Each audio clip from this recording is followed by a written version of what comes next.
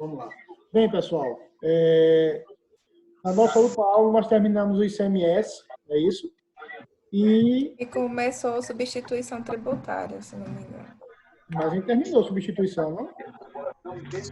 Eu acho que Sei lá, professor. substituição. Dá uma conferida aí, que a gente concluiu substituição. Foi. Foi IPI. Aí a gente ia começar a IPI. Substituição tributária. Né? Nós íamos começar a IPI, tá? Isso Então, mesmo. foi um negócio que eu disse de forma rápida, só para que... Foi bem rápido. Né?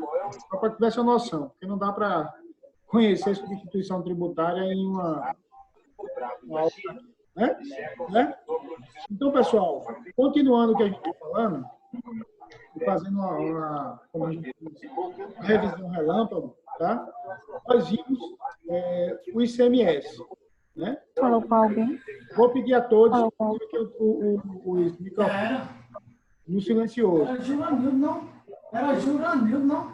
Tem alguém aí que está com o microfone lá em cima e aí complica. Silenciando que eu posso. Ah, beleza. O Elton está entrando. Ok. Beleza.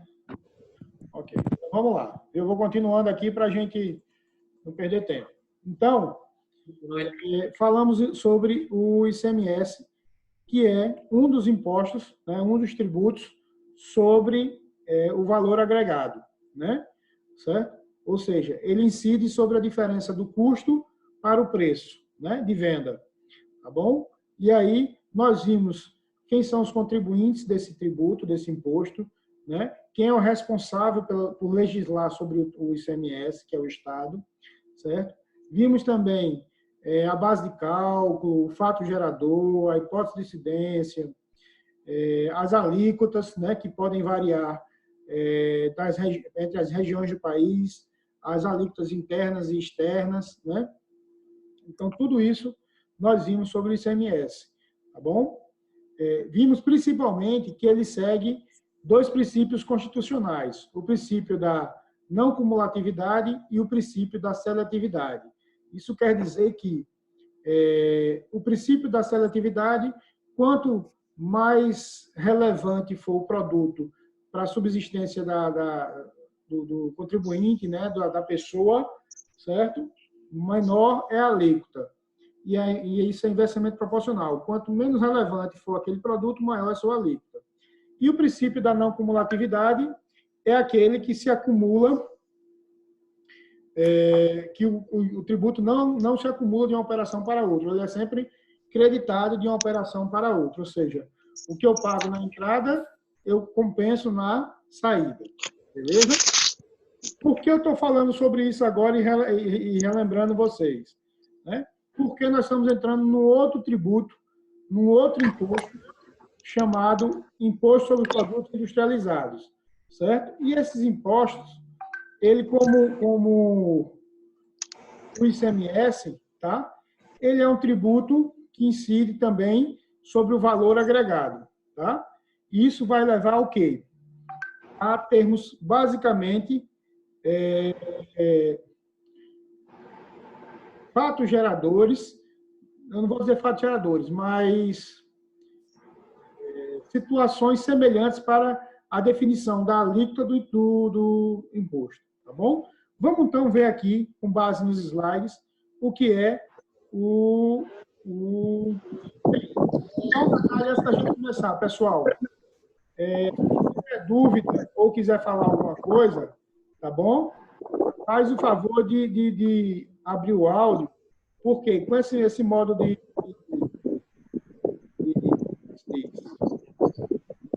a gente está apresentando, todo mundo está vendo os slides aí, né? Que a gente está apresentando, eu não consigo ver aqui qual é o nome daquele negócio? O chatzinho, tá bom? Beleza? É só acionar o microfone e falar, tá bom? Então, seguindo. O nosso IPI, ele está lá, se encontra lá no artigo 51 Código Tributário Nacional, tá certo? Que define quem são os contribuintes. Já entendemos. Só tem alguém aí com o microfone ligado e o ventilador está virado, viu? Está atrapalhando. Pronto, acho que desligaram. Então, vê só. Já entendemos que o contribuinte, né? Aliás, que o IPI é um tributo sobre o valor agregado, como é o ICMS, certo? E aí, a gente já entra direto na seguinte questão. Quem é o contribuinte do IPI? Tá? Certo? A lei deixa bem claro, o artigo 51 do Código Tributário Nacional. É o importador ou a quem a lei a ele equiparar, o industrial ou a quem a lei a ele equiparar. Vamos lá. Fernando, então quer dizer, se eu compro lá agora peças para minha empresa, né? Para montar minha máquina aqui, eu dar uma manutenção na máquina que eu tenho aqui, essas peças vão sofrer a incidência do IPI, porque estão vindo da Alemanha, dos Estados Unidos, sei lá da onde. Vão, né? Porque a lei deixa bem clara que, mesmo que você não seja um industrial, como tem no segundo item, certo? Você está importando um produto. E este produto vai sofrer, então, o IPI, a incidência do IPI. Tá certo? Tá. Daí, tem que se ligar que, lógico, se eu comprar, sei lá, um vestido, né, como as meninas compram aí, pelo AliExpress, né? Tá certo? Neste caso, não, né? Aí é consumidor final comprando, tal, não tem problema. Tá certo? Agora, eu, empresa, né? Certo? Estou comprando peças ou até mesmo, veja, até mesmo os vestidos das meninas para vender. Tá? Aí você vai sofrer, possivelmente, a incidência do IPI. Certo? Agora, por que possivelmente? Nós vamos ver mais na frente que existe um negocinho chamado TIP, que é a tabela do IPI. Essa tabela, ela vai relacionar vários itens que são produtos que vão sofrer incidência do IPI. Tá certo? Então, por isso que eu digo possivelmente. Tá, pessoal? Sempre relembrando, não tem nada gravado na minha cabeça, a gente vai trabalhando com o que sabe e quando a gente precisa, a gente consulta. Não existe agora a questão de dizer, é isso aqui, não. Tá bom? Segundo, e o mais relevante, e o mais notório, e o mais, digamos assim,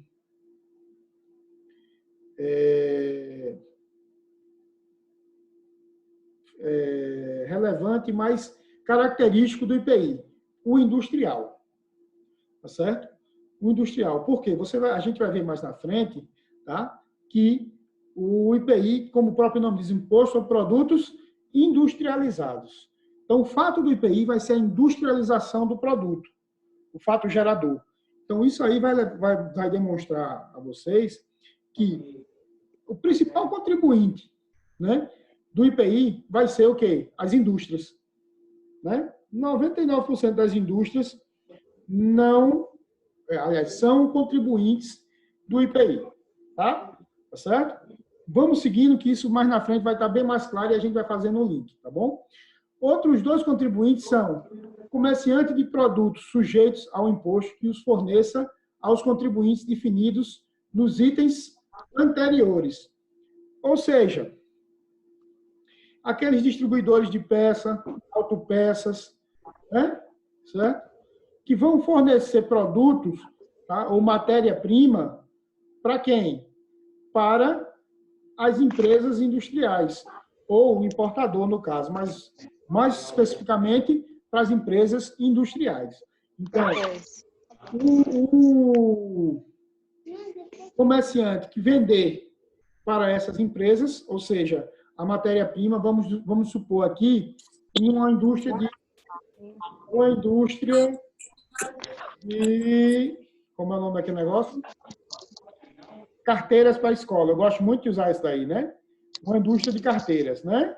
Tá certo? Então, esse pessoal, tá? Quando ele vai lá e compra os plásticos, né? O tubo de ferro para montar a carteira, tá certo? Eles automaticamente, quem vende para eles já está em quê? Obrigado a pagar o IPI. Se torna um contribuinte do IPI. Beleza até aí? Tá certo? Então, aquele vendedor de tubos de ferro e de plástico para a indústria que vai montar, vai fabricar as carteiras, são contribuintes do ICMS, do IPI, tá bom? E esse aqui é uma coisa que muita gente não sabe e aí acaba informando errado aos seus clientes, tá? É o famoso arrematante em leilão de produtos apreendidos ou abandonados levados a leilão. Isso quer dizer o quê? Isso quer dizer que agora mesmo está acontecendo o leilão da Receita Federal direto, né, para arrecadar dinheiro. Tá? Esses leilões que estão acontecendo, a venda, por exemplo, um dia desse eu estava vendo que foram vendidos uísque, algumas bebidas que foram apreendidas aí, e etc. Tá? Essas bebidas, tá? Independente de ter sido industrializada, importada, comercializadas, foi para leilão, ele vai sofrer o quê? A incidência do IPI. O cara que arrematou, a pessoa que arrematou o lote do leilão vai ter que pagar o IPI sobre aquele lote. Tá? Então, basicamente, nós temos aí índice de IPI, certo? O professor está tendo um áudio aí que está, não sei se é... Vamos ver aqui quem é que está com áudio. Estou passando, achei um aqui. Eu já estou passando e deixando todo mundo mudo. Achei outro.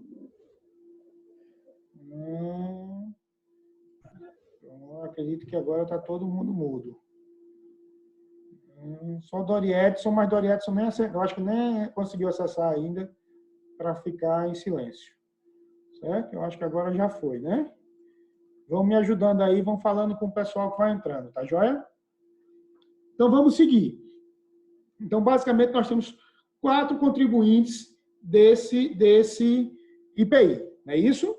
Certo? O importador, ou a quem a lei equiparar, todo aquele que trouxer produto do exterior, lembrando, pessoa jurídica, tá? O industrial, ou a quem a lei a ele equiparar, mais uma vez, esse é um dos principais contribuintes. Toda a indústria, toda aquela empresa que faz processamento, e aí a gente vai ver o conceito de produtos já. Alguém quer falar? Nós vamos ver o conceito de produtos industrializados já, tá certo? O que é que acontece? Vamos, então, essa pessoa vai ser equiparada, aliás, essa indústria, essa empresa, é a principal contribuinte do IPI.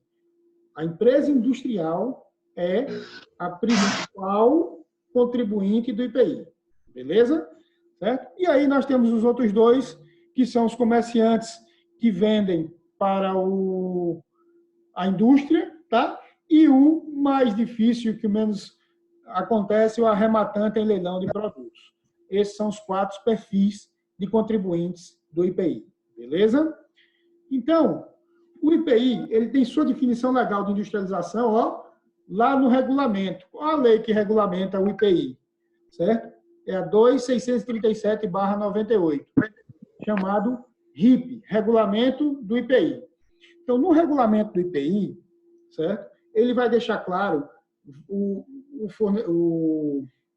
como se dá o processo de industrialização, o que é o processo de industrialização, o que é considerado processo de industrialização, o que caracteriza o processo de industrialização e assim sucessivamente. Ok? Então, para a gente ter noção, o processo de industrialização, segundo o RIP, certo? É qualquer operação que modifique a natureza, o funcionamento, o acabamento, a apresentação, a finalidade e o aperfeiçoamento do produto para consumo, tal como, transformação. Vamos lá. Acabei de dar um exemplo da minha velha e boa. Oi. Alguém falou? Acabei de dar exemplo da minha velha e boa indústria de carteiras para a escola, né? Certo? Ela faz o quê? Eu pego lá o tubo de ferro, o plástico. Pessoal, tem alguém com o microfone ligado? Por favor, desliguem. o plástico, o tubo de ferro, os parafusos em arrebite, né? E vou fazer o quê?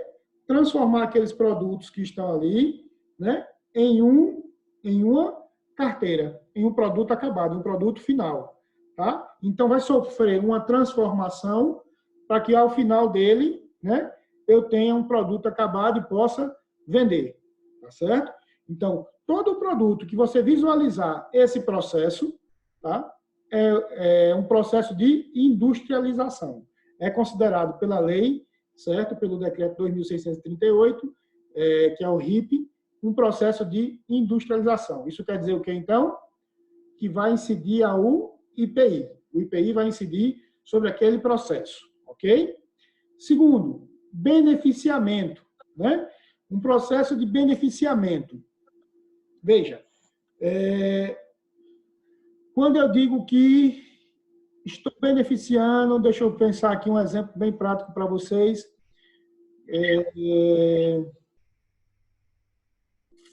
Poxa, me fugiu agora, ó.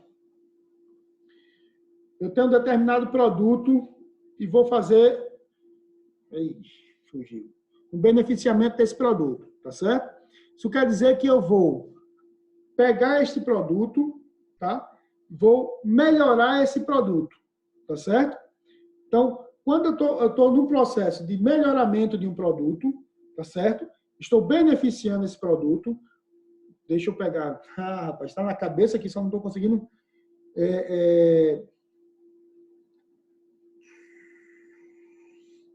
Me ajudem aí, pessoal. Vejam que vocês estão entendendo o que eu estou querendo dizer, né?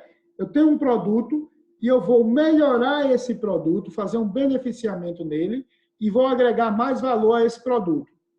Vamos lá. É porque vai ficar muito parecido com recondicionamento, certo? Mas acontece quando você faz isso em retífica de motor. Quem já ouviu falar nisso? Eu tenho um motor de carro, né?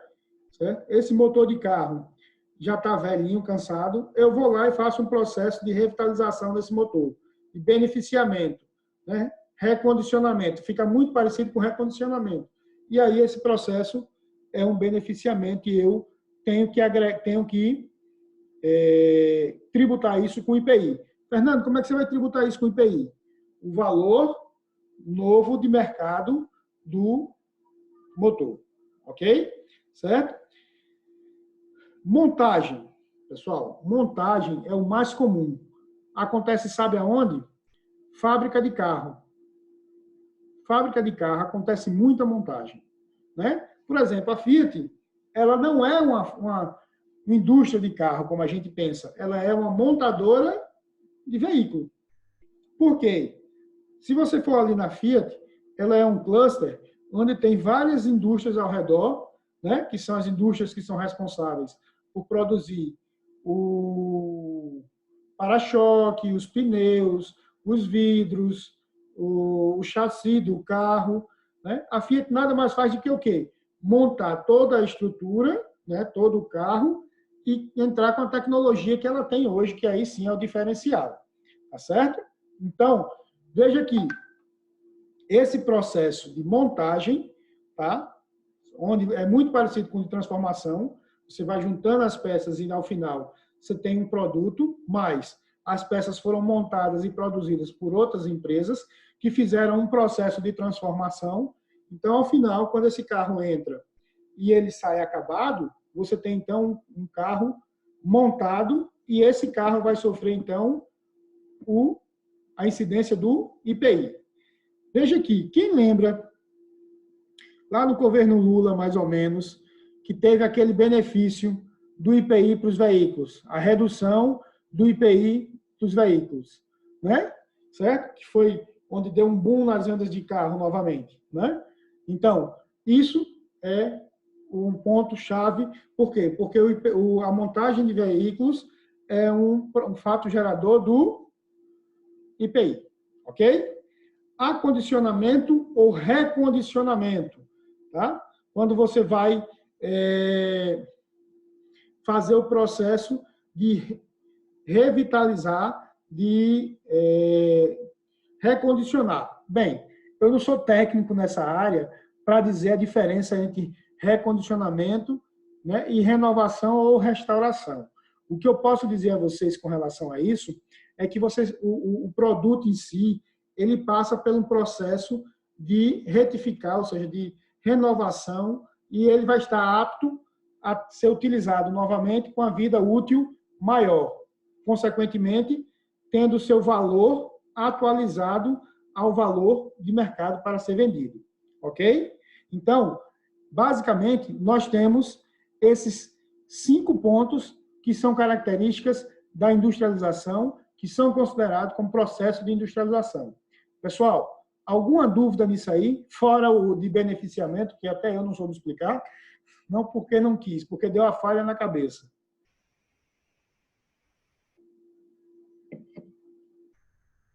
Ótimo. Então, vamos seguindo. Quem tiver dúvida, como eu falei, liga o microfone e manda a questão, tá bom?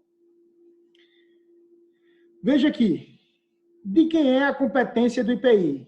Lá no ICMS, a competência era de quem? Do Estado, né?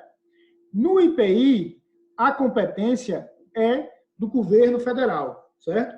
Ele é um tributo que a gente chama de tributo indireto, né? Certo? Cobrado pela União, tá? E aí, é da competência da União legislar sobre este tributo. Quem foi que deu a redução da base de cálculo, desculpe, a redução das alíquotas do IPI? O governo federal. Então, quando a gente vai falar que precisa ter algum tipo de incentivo ou benefício a partir do IPI, só quem pode dar essa decisão, só quem pode autorizar esse tipo de benefício ou incentivo é o governo federal. Tá? E via de regra, pessoal, como aconteceu com a isenção com a redução da base da alíquota lá no governo Lula, isso tem que se passar pelo pelo Congresso Nacional, tá? Para poder ter validade. Ah, mas Fernando, foi uma AMP. Tá, uma AMP é uma medida provisória, ela tem validade, certo? Mas para que isso seja perpétuo, tá? Você tem que passar um projeto de lei pelo Congresso Nacional para poder mudar a alíquota, certo? Alguns governos utilizam disso como manobra em momentos políticos e etc, tá certo? Que não é o caso aqui que a gente está querendo passar para vocês. Só deixando claro que quem pode legislar sobre o IPI é a União, o governo federal. E aí, vejam, novamente, aqui eu vou passar rapidinho porque a gente já viu isso batido e rebatido. O IPI, ele se encaixa nos 2 princípios constitucionais, o princípio da seletividade e o princípio da não cumulatividade. Pessoal, e aí vocês vão ver mais na frente, quando a gente chegar em alíquotas, o quão seletivo pode ser o IPI. Vocês vão ver, tá certo? Então, o princípio da seletividade é aquele que quanto mais supérfluo, maior é a alíquota do IPI, do tributo. E da não cumulatividade, ele não se acumula de uma operação para outra, ele é compensado no custo no valor da entrada pelo da saída. Só deixando claro, no valor do tributo, tá certo? Não é custo. Produto industrializado, certo? Então, só um instantinho aqui, para eu registrar um negócio rapidinho.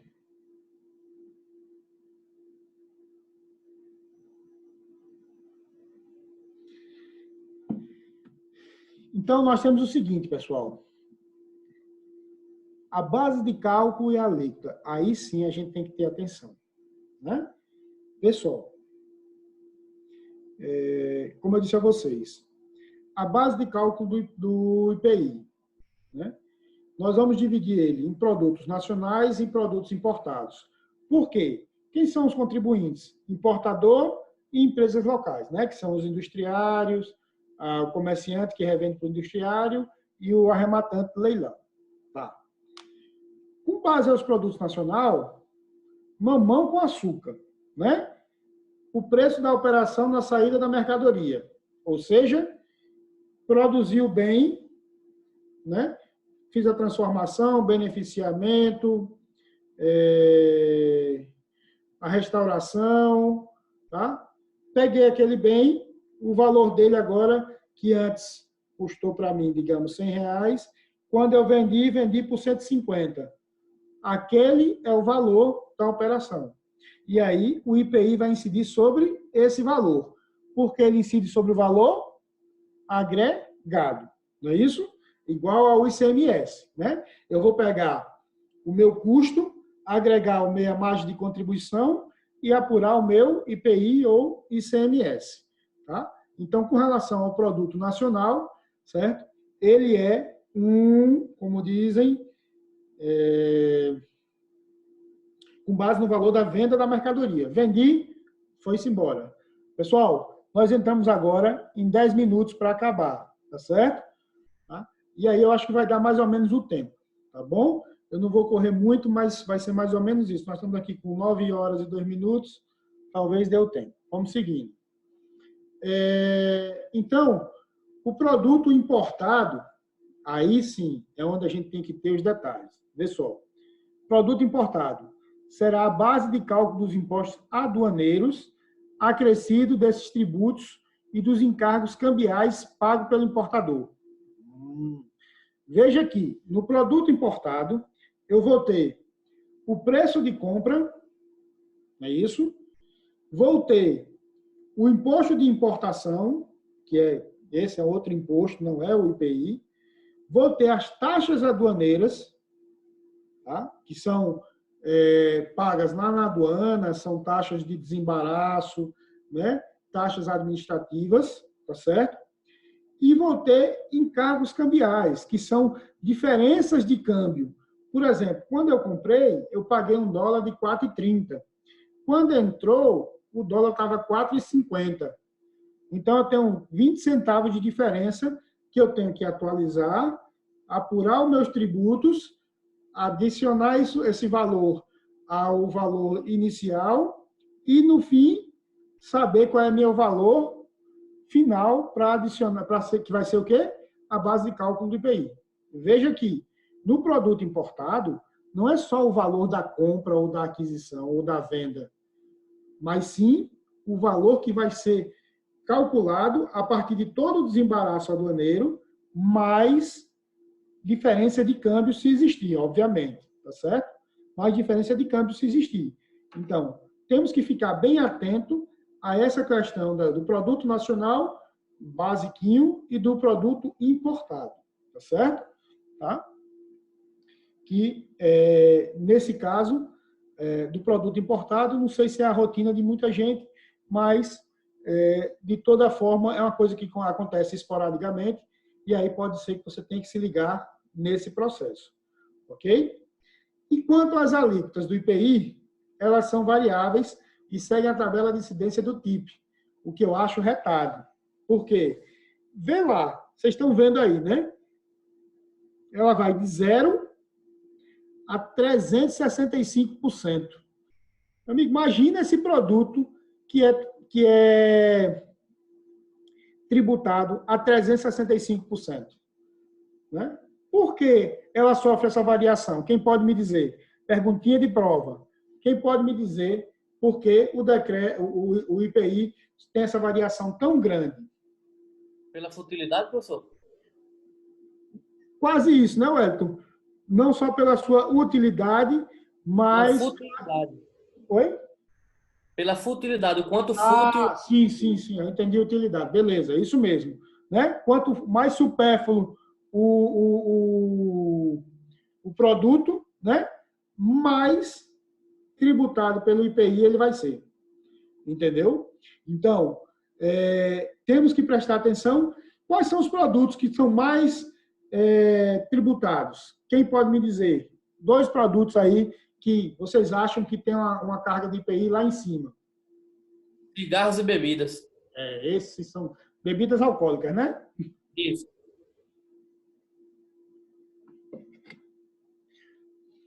Cigarros e bebida. Salvo engano, faz uns 3 ou 4 anos, eu puxei uma tabela dessa e fui ver, né? Fui procurar isso. O IPI de cigarro, ele chega a 78%. Certo? Salvo engano. Tá? Posso estar errado. Certo? E o de arma, salvo engano, passa dos 100. Tá certo? 125%, se eu não me engano. Tá? Então, o IPI, né, ele vai ter um forte apelo de controle, digamos assim, social. Né? Quando o governo ele quer restringir o consumo de determinado produto que é industrial, ele vai lá e faz o quê? Aumenta o IPI. E aí consegue reduzir, né? Aumenta, logicamente, o custo do produto, aumenta o preço de venda e diminui o consumo. Tá certo? Tá? Então, veja que é relativamente importante ter essa tabelinha na cabeceira de vocês para que se possa conhecer os principais produtos. Veja que tem produtos que são isentos de IPI. Tais quais? Produtos da cesta básica, né? Como feijão, arroz, macarrão, né? Frutas e verduras. Pronto, olha o beneficiamento aí chegando agora, pessoal. Quando eu pego uma lavoura, um terreno, faço o beneficiamento dessa lavoura, né? E dali eu vou extrair as frutas e verduras que eu plantei. Isso é um beneficiamento. Posso estar gerando o fato gerador do IPI. Tá? Mas, Fernando, você acabou de dizer que frutas e verduras não sofrem incidência do IPI. Tá? Bem, nem todas, né? Cada uma vai ter o que é, vamos dizer, o básico, como a gente diz, o feijão com arroz. Mas tem frutas e verduras que são coisas que são supérfluas, né? Por exemplo, muitas frutas são supérfluas e elas podem sofrer, sim, a incidência de IPI, tá bom? De acordo com o que ela vai sendo produzida. Tá? Então, pessoal, essa questão de alíquota tem que ter muito cuidado e seguir o TIP, tá? A tabela lá que está no decreto 4.070. Vejam, com base nisso, nós fechamos os dois tributos referentes a IPI, a valor agregado, que é o IPI e o ICMS, tá certo? Esses dois produtos, esses dois tributos, melhor falando, tá, vão incidir sobre o valor agregado, aquele custo de produção, mais a margem de lucro, mais as alíquotas do IPI, cada um com seu fato gerador. O fato gerador do ICMS é a circulação de mercadoria, a comercialização. O fato gerador do IPI, né, é a industrialização de mercadoria e sua venda, tá certo? E bem como a importação dessa mercadoria, de algum produto, e o arremate e comercialização para as empresas industriais. Tá? Com base nisso, nós estamos fechando um ciclo desses produtos, ou desses tributos, só quer dizer produtos, certo? E entramos agora, o que eu acho interessante a gente fazer, na realidade, faltando 2 minutos para terminar, a gente segura aqui impostos incidentes sobre faturamento. Eu vou preparar agora uma atividade para vocês sobre produtos, sobre tributos, sobre o valor agregado, tá certo? Mando para vocês pelo grupo, já, em alguns minutos, tá? E a gente vai trabalhando nessa semana, vocês vão tirando dúvida comigo no grupo, tá? Resolvendo o problema sobre desse exercício. E aí, na próxima semana, a gente começa mais tranquilo, PIS e COFINS, que são os tributos incidentes sobre o faturamento. Para a gente não misturar muito, pessoal, e a atividade de vocês ficar muito complexa. A gente faz uma nesse primeiro momento, certo? E faz uma no segundo momento, só de PIS e COFINS. E para fechar tudo bonitinho, se Deus quiser, a gente já vai ter voltado, vai estar se vendo ao vivo e a cores, certo? A gente vai e faz uma completona com ICMS, IPI, PIS e COFINS. Tá certo? Combinado assim? Todo mundo a favor? Beleza. Então, ó, falta 1 minuto para cair, vai cair já. Eu vou encerrar aqui a gravação, tá? E, ó, vou tentar disponibilizar essa gravação. Vou tentar disponibilizar essa gravação lá no YouTube. Aí eu mando o linkzinho também no grupo. Tá certo? me deram um toque e disse que é mais fácil lá. Ok, pessoal? Até a próxima aula. Boa noite, valeu, abração.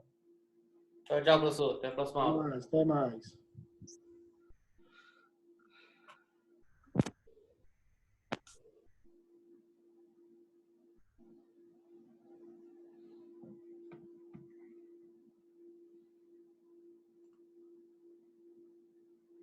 Eita, essa foto é boa.